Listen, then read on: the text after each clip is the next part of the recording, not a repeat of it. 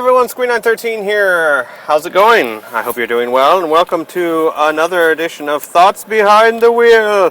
I know it's been a while since I've done these, and the majority of that is due to the amazing complication I suffer trying to get these from my iPhone to the computer to you. It's hard. It's hard to do. If it was much easier, I would do these much more often, but it's not. But I will attempt to do these more often. But I wanted to do another Thoughts Behind the Wheel because it's been forever since I've done it, and they are fun. And man, do I have something to talk about today. So, I'm sitting in an astronomy class today. Yes, I'm taking an astronomy. Oh, I love astronomy. Oh. I'm like, you guys know me by now. I'm a nerd. I watch the Discovery Channel for my Saturday morning cartoons. And, the class, we had an epic debate. It was crazy. It was like me and another guy versus the entire class. And our professor likes to sit there and watch us try and figure stuff out. He asked a question. And that question was, if the sun were to collapse into a black hole, what would happen to the planets? See, our sun can't... Yes, and before I get started, this is going to be a very... astronomy type thoughts behind the wheel. If that has no interest, if you don't care about black holes, etc., etc. Pretty much, if you don't care about black holes, then you won't listen to this. If you do, this might be kind of fun. Okay, so our sun couldn't normally fall into a black hole. Doesn't have the mass to do it on its own. What it'll actually turn into is a white dwarf. It'll burn up all of the hydrogen in its core, and then it'll start sucking up the helium. And then, oh, that line's gotten smaller. I'm going to my bank, and like the other line just got the car like left. And so now I'm like, oh, I'm going into that line, because that line is going faster. So I'm going to have to pause this for a second so I can get some more money. Be right back. Okay, where was I? Yeah, so our sun will not collapse into a black hole. When it dies, it'll burn up all the hydrogen into helium, and then it'll start sucking up on the helium. Oh gosh, I could go into a whole discussion just on this. The sun is being fueled by hydrogen. It's basically fusing hydrogen into helium because the core is so hot it can do that. Once it's done with all the hydrogen, the sun will start to collapse because there will be nothing holding it up anymore. Gravity will start to collapse it until the core gets hot enough to actually fuse helium into carbon.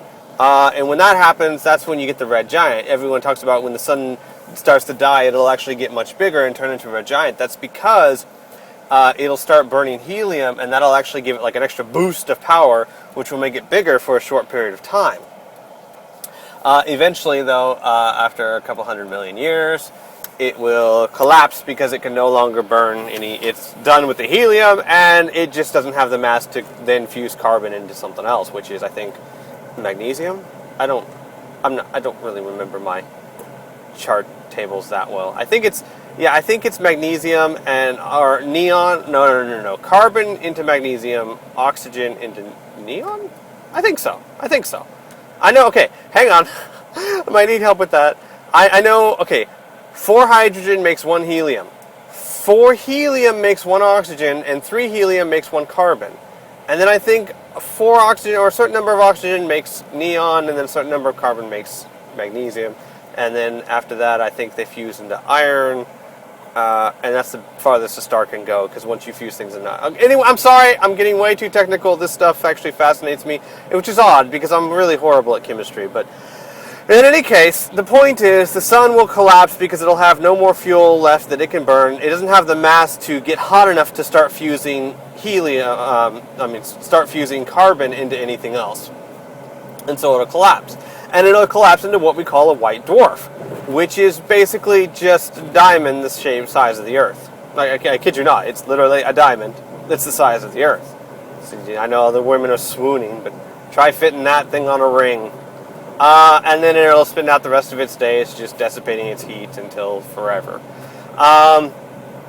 If a star was bigger than our star, then it would collapse into a neutron star, and it would have enough mass to actually collapse into a neutron star, which is basically a much smaller form of the white dwarf. Basically, a neutron star is just one giant neutron.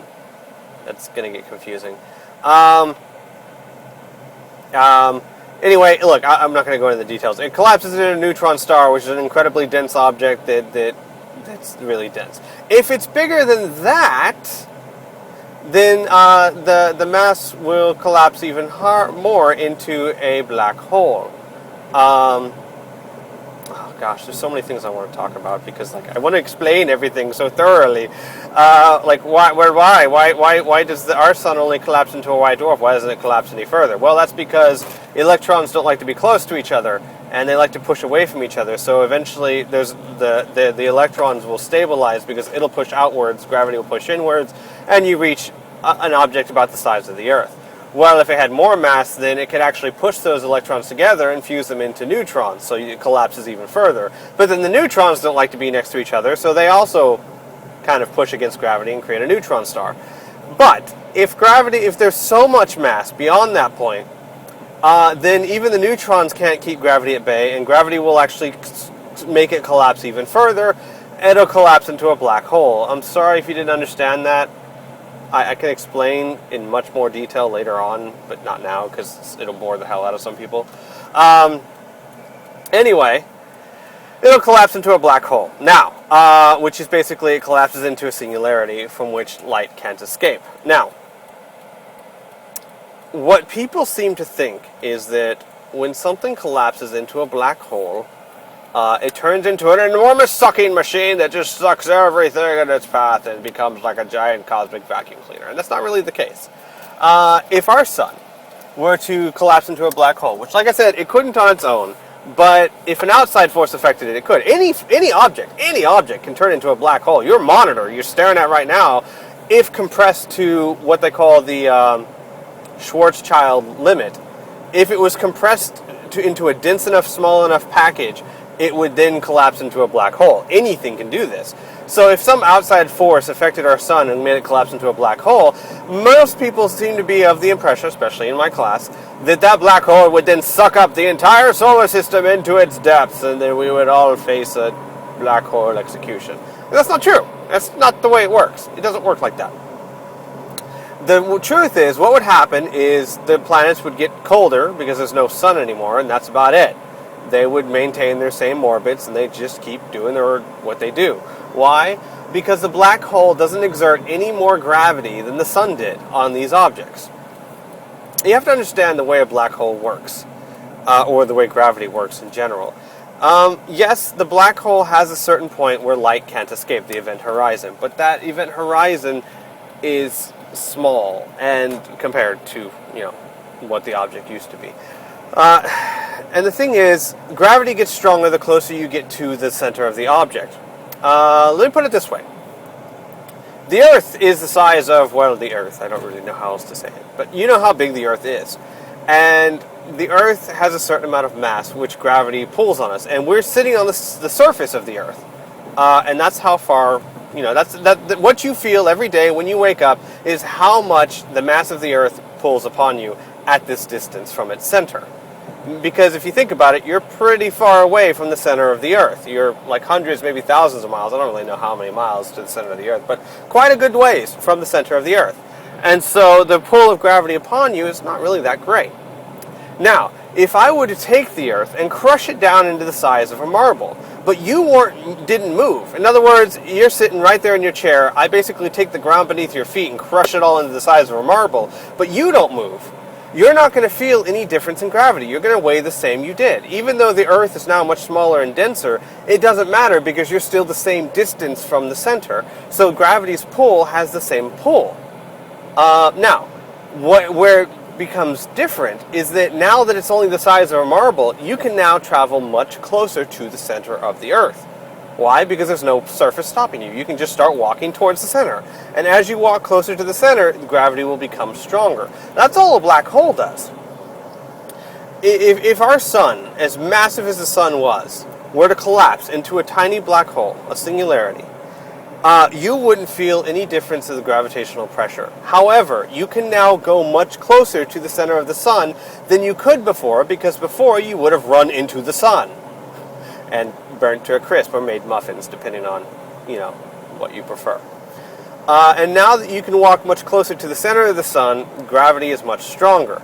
And because it's a black hole, you eventually reach a point where gravity becomes so strong that light can't escape it anymore.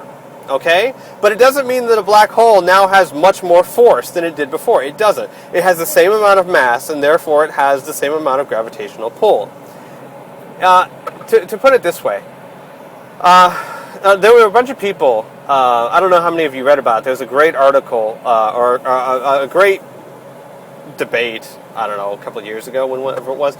We've created this giant hydrogen smasher, or collider, hydrogen collider, whatever you want to call it. I'm not a scientist. And basically, it makes miniature black holes. It basically takes, tiny things and collapses them into a miniature black hole. And there were actual protests of people going, "Oh my God, what are you doing? You're making black holes. You're going to destroy the world. No!" And scientists were just laughing their asses off because they're like, "What? No, what? No." Basically, okay, if we were to take the sun, the gigantic sun, and crush it into a black hole, its event horizon, the distance at which light can no longer escape, is I don't remember the exact number. It's less than 2 miles wide. Less than 2 miles wide. If you are traveling at the speed of light, and as long as you don't get within 2 miles of it, you're fine. And we're talking about the size of the sun. Which means that if you were to take something that's the grain size, basically if you were to take a grain of sand and collapse it into a black hole, it's not going to have any more gravitational force on anything than the grain of sand did. So as long as you don't fly to within millions of billions of a millimeter, I think you'll be fine. Don't worry, don't pack your bags and move. I think you'll be okay. And people were like going crazy. "Oh, they're creating black holes! No! This grain of sand is going to suck up the world." And it was, and scientists were just having a field day with it. But yeah, so I had this huge debate with most of the people in the class, because most of the people in the class seemed to think that once it became a black hole, everything everywhere suddenly got sucked into it. And we were like, "No!" And they're like, "Yes!" And we're like, "Back us up, Professor." And he's like, "Nope, I'm not getting into this." And then we're like, "No, you people are dumb. Stop being dumb."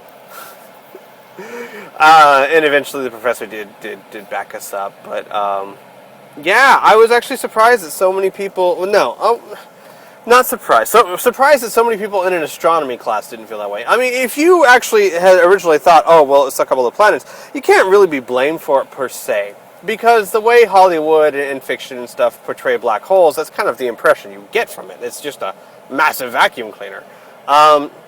But the fact that these people were just denying reason so greatly, it was like, holy cow, people, look, here's the equation. The equation that Schwarzschild made that shows that any mass can be collapsed into a black hole, and this is how much gravitational force it'll exert. Here's the equation! Right there! Look, I suck at math and I understand this, so you guys have to be able to understand it. Sorry, I'm going on a huge rant. I thought it was hilarious because they were really getting passionate about it, and me and the other guy are sitting there going, it's right here, equation. Look at it, solve it, plug in the numbers, do it yourself. It's mathematics, it doesn't lie.